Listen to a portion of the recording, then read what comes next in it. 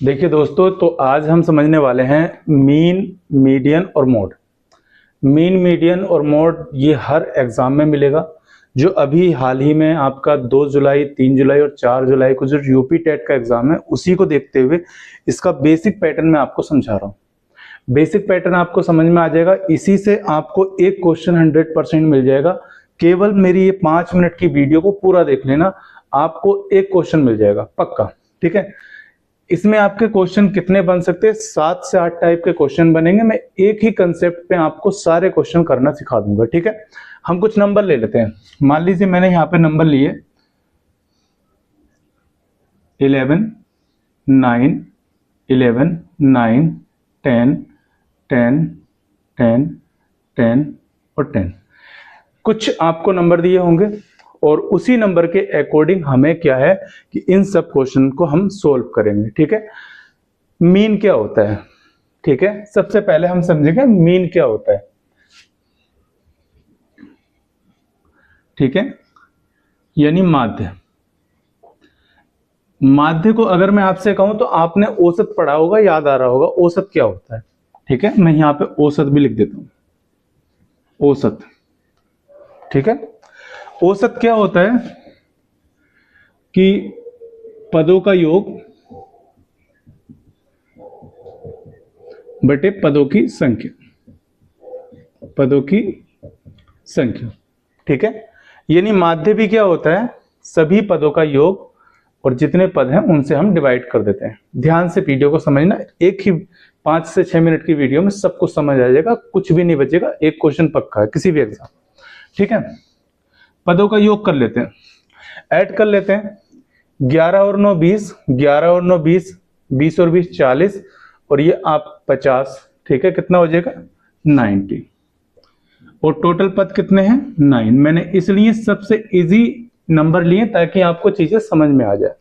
ठीक है, तो हमारा जो मीन या माध्य जो निकल का आया वो कितना आया? मीन या माध्य निकल का आया हमारा 10। अब हमें समझना है मीडियन को।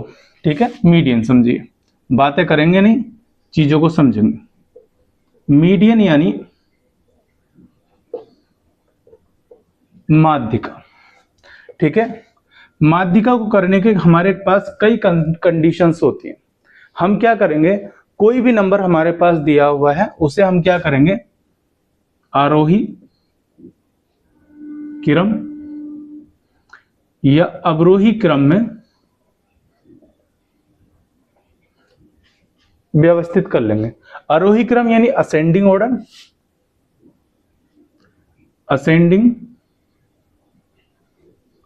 और ये डिसेंडिंग ऑर्डर। ठीक है, असेंडिंग ऑर्डर और डिसेंडिंग ऑर्डर में हम चीजों को व्यवस्थित कर लेंगे। कैसे करेंगे? इनको हम क्या करते हैं, इनको कर लेते हैं पहले हम बढ़ते क्रम में, आरोही क्रम। तो सबसे पहले छोटा पद 9, फिर उसके बाद आपका उससे बड़ा, ठीक है, 11 और 11। ठीक है, या इसको अवरोही क्रम में लिख लो, एक ही बात है, कोई फर्क नहीं पड़ता। हम क्या करेंगे, दोनों तरफ से इक्वल वे में नंबर कट कर देते हैं। तो हमने 4 इधर से 4 इधर से, जो मिड में बचेगा वही हमारा क्या होगा, मीडियन होगी, यानी माध्यिका होगी। तो माध्यिका कितनी होगी? 10। अब बच्चों के मन में एक क्वेश्चन आ रहा होगा, आपके मन में भी, कि अगर यहाँ पर डिजिट, ये नंबर जो हमारे 10 होते तो उसको कैसे करते? बिल्कुल, मैं क्या करता हूं, एक नंबर और यहाँ पे बढ़ा देता हूं। ठीक है, क्या कर दे रहा हूं, एक नंबर यहां पे मैंने बढ़ा दिया 11। समझना, ये नंबर मैंने बढ़ाया, क्वेश्चन में नहीं है। अब 10 हो गए तो हम क्या करेंगे, इधर से भी 4 नंबर और इधर से भी 4 नंबर। ठीक है, और ये हमारे पास अभी भी है। हम क्या करेंगे, जब हमारे पास 2 नंबर बचेंगे तो हम दोनों का सम करेंगे और सम करके जितने नंबर हैं उतने से डिवाइड कर देंगे। तो 20 को 2 से डिवाइड करेंगे, हमारा जो मीडियन आएगा वो कितना आएगा? 10 आ जाएगा। ये समझ लिया। अब हम बात करेंगे मोड की, बहुलक की। बहुलक क्या होता है, किसी भी सीरीज के अंदर, किसी भी सीक्वेंस या क्रम के अंदर, ये किसी भी आपके पास जो भी सीरीज एपी जीपी जो भी दिए, एक्स वाई जेड, कोई फर्क नहीं पड़ता, यहाँ पर जो भी नंबर आपको दिए हैं, बहुलक जो सबसे ज्यादा बार रिपीट होता है वो बहुलक होता है। अब यहां सबसे ज्यादा बार रिपीट हो रहा है 10, तो आपका बहुलक कितना हो गया? 10 हो गया। एक बात याद रखना, इन तीनों को लेकर एक फॉर्मूला बनता है, mode is equal to 3 median minus 2 mean, यानी बहुलक इज इक्वल टू 3 माध्यिका माइनस 2 माध्य। ठीक है, हमने कुछ नहीं करना, वैल्यू पुट करा देते हैं। माध्यिका की वैल्यू कितनी है? 10 है, और माध्य की वैल्यू भी 10 है। कितना हो जाएगा? 30 माइनस 20 इज इक्वल टू 10। हमारा बहुलक कितना आया था? 10 ही आया था, देखो। ठीक है, तो हमारा बहुलक कितना रहा था? 10 रहा। ठीक है, चलिए खैर हम रेंज की बात करते हैं। देखिए रेंज क्या होता है? रेंज को हम सीमाएं भी बोलते हैं,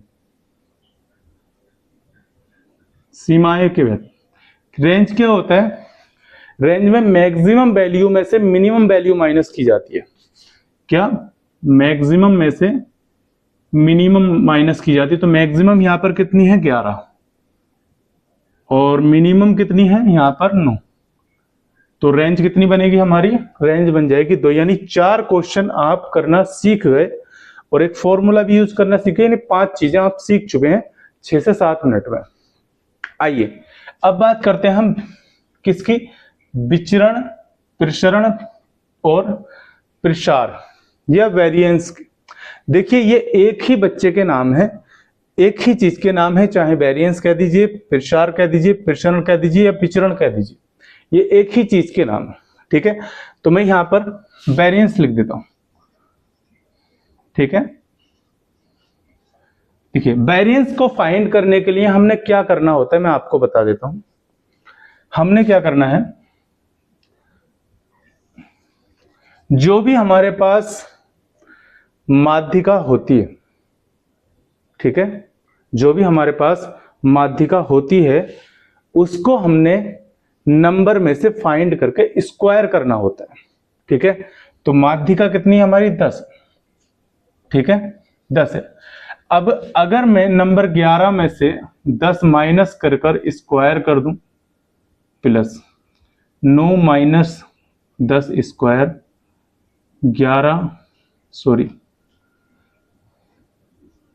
11 माइनस 10 स्क्वायर और 9 माइनस 10 स्क्वायर, और बाकी 10 में से 10 आप माइनस करोगे तो 0 ही बचना है। ठीक है, तो बाकी सबका 0। कितने नंबर है? ये 9 नंबर है। देखिए यहां पर भी बन रहेगा और 1 का यहां पर भी बन रहेगा, यहां पर 4 जगह बन है, और 1 का स्क्वायर करोगे तो 1 ही आएगा। 1 प्लस 1 प्लस 1 प्लस 1 बाई 9, यानी 4/9 हो जाएगा।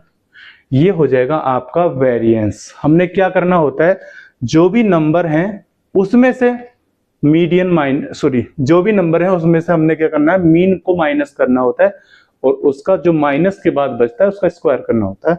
इस तरह से हम वेरिएंस फाइंड करते हैं। अब हमने फाइंड करना है स्टैंडर्ड डेविएशन यानी मानक विचलन। मानक विचलन यानी स्टैंडर्ड डेविएशन। स्टैंडर्ड डेविएशन क्या होता है? स्क्वायर रूट वेरिएंस होता है, यानी वेरिएंस का ही स्क्वायर रूट जो बनता है वो स्टैंडर्ड डेविएशन बनता है। तो ये हमारा कितना हो जाएगा? 4/9 यानी 2/3। अब एकमात्र क्वेश्चन हमारे पास बचा कि भाई कोफिशिएंट ऑफ वेरिएंस यानी विचरण गुणांक क्या बनेगा। तो देखिए मैं यहां पे करा देता हूं, विचरण गुणांक।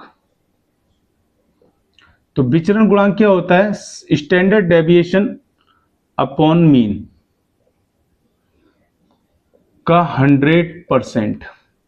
ठीक है, तो देखिए स्टैंडर्ड डेविएशन हमारी कितनी है? 2/3, और मीन को लिख देंगे यहां पर ही। ठीक है, और इधर हमारा कितना आ जाएगा? 100%। 0 से 0 कैंसिल करेंगे तो ऊपर बचेगा 20/3%। ये आ जाएगा आपका मानक विचरण।